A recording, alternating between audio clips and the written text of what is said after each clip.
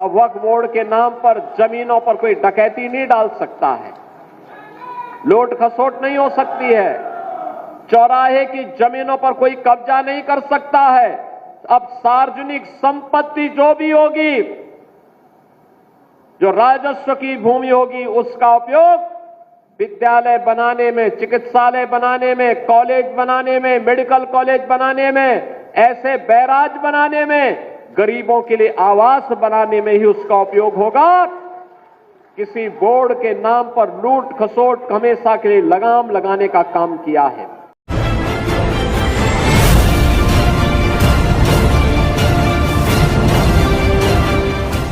जहां तक आपने वक्फ की बात की है जी, मैं तो कभी कभी आश्चर्य होता है, ये वक्फ बोर्ड है या कोई माफियाओं का बोर्ड है, भू माफियाओं का बोर्ड बन गया है। अरे याद रखना, एक एक इंच लैंड लेंगे, एक और हमने उत्तर प्रदेश वक्फ अधिनियम में संशोधन किया है। पूरी 1369 फसली से लेकर के अब तक की एक एक राजस्व के अभिलेख की जांच करवा रहे हैं, और जिसको भी वक्फ के नाम पे कब्जा किया होगा उस एक एक इंच लैंड को लेकर के वापस करेंगे और गरीबों के मकान बनाएंगे, सार्वजनिक संस्थाएं, अस्पताल बनाएंगे, अच्छे शिक्षण संस्थान बनाएंगे। और कुंभ में दावेदारी करने वाले लोग जी अपनी गनीमत देखो, अपनी खाल बचा लें तो गनीमत होगी उनके लिए। अभी आपने देखा होगा, परसों ही देश की संसद में वक्फ बोर्ड संशोधन अधिनियम पारित किया है। अब वक्फ बोर्ड के नाम पर जमीनों पर कोई डकैती नहीं डाल सकता है, लूट खसोट नहीं हो सकती है, चौराहे की जमीनों पर कोई कब्जा नहीं कर सकता है। अब सार्वजनिक संपत्ति जो भी होगी, जो राजस्व की भूमि होगी, उसका उपयोग विद्यालय बनाने में, चिकित्सालय बनाने में, कॉलेज बनाने में, मेडिकल कॉलेज बनाने में, ऐसे बैराज बनाने में, गरीबों के लिए आवास बनाने में ही उसका उपयोग होगा। किसी बोर्ड के नाम पर लूट खसोट हमेशा के लिए लगाम लगाने का काम किया है। वक्फ बोर्ड संशोधन अधिनियम पारित होने के कारण अब ये मनमानेपन पर लगाम लगेगी। मैं इसके लिए प्रधानमंत्री मोदी जी का, गृह मंत्री अमित शाह जी का हृदय से आभार व्यक्त करता हूं, क्योंकि उत्तर प्रदेश में भी लाखों एकड़ लैंड वक्फ बोर्ड के नाम पर नाजायज तरीके से कब्जा करने का काम हुआ था। इसमें किसी गरीब का कल्याण नहीं हो रहा था, चंद लोगों के लिए लूट का एक माध्यम बन गया था। इस लूट पर अब लगाम लगेगी, सख्ती से लगाम लगेगी। मस्जिद वक्फ की जमीन पर बनी है,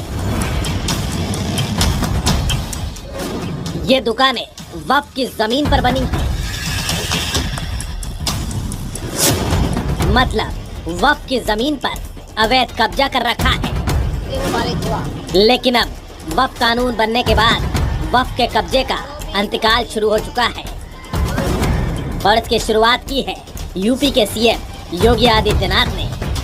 अब वक्फ बोर्ड के नाम पर जमीनों पर कोई डकैती नहीं डाल सकता है, लूट खसोट नहीं हो सकती है, चौराहे की जमीनों पर कोई कब्जा नहीं कर सकता है। बरेली में वक्फ माफिया के कब्जे का सबूत है मस्जिद के ठीक बगल में बनी ये दुकानें। देखिए, लाइन से कई दुकानें बनी हैं।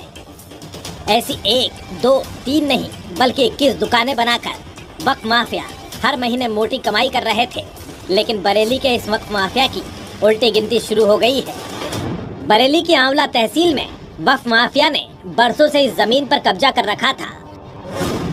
पक्का कटरा में वक्फ नंबर 610-444 में संपत्ति के रूप में एक मकान दर्ज है, लेकिन यहाँ वक्फ की जमीन पर जामा मस्जिद खड़ी कर दी गई।